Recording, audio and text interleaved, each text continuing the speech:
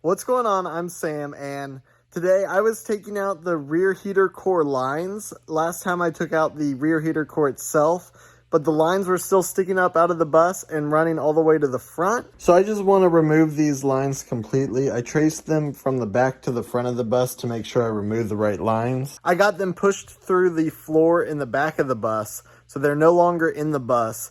I still have to remove the lines from underneath the bus, but now I'm working up in the engine and trying to bypass the lines.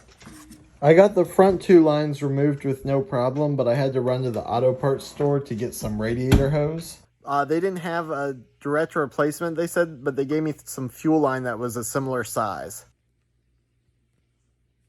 Well, it seems like a similar size isn't good enough. Why I was trying to fit this hose over the radiator, I ended up actually breaking the nipple off of the radiator. So I just ordered a new radiator. This one's a little gunky anyway. It's back from '89. I don't think they've ever changed it.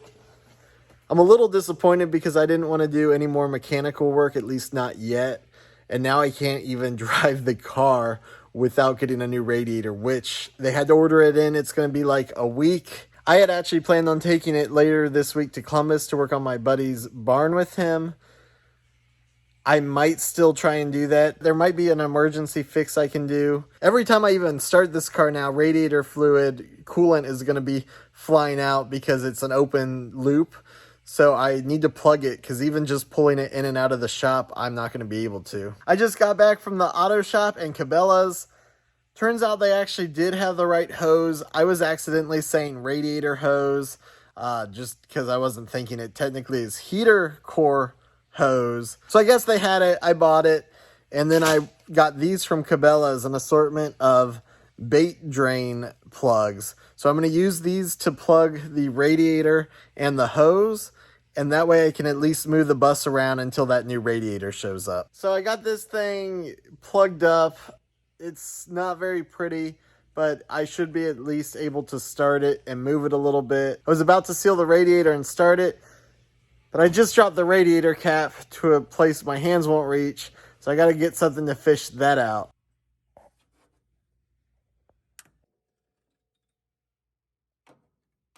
I love tools.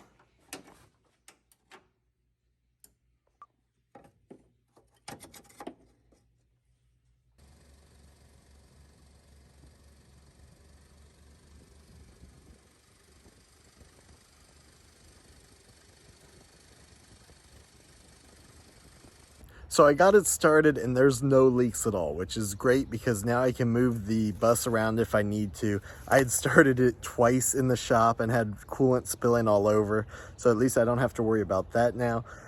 That new radiator is going to take like 5 or 7 days to get here, so I'm going to be waiting on that.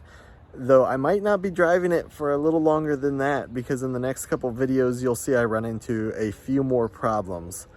Anyway, thank you guys for watching. I hope you enjoyed this video, and I will see you in the next one. What'd you get? What'd you get, Griffin? Is that your ball? Give me that ball. Give me that ball. What'd you get? No, leave it. Sit. Leave it. Sit. Leave it.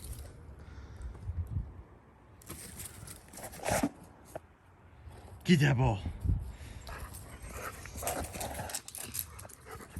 Good boy. Oh, good boy.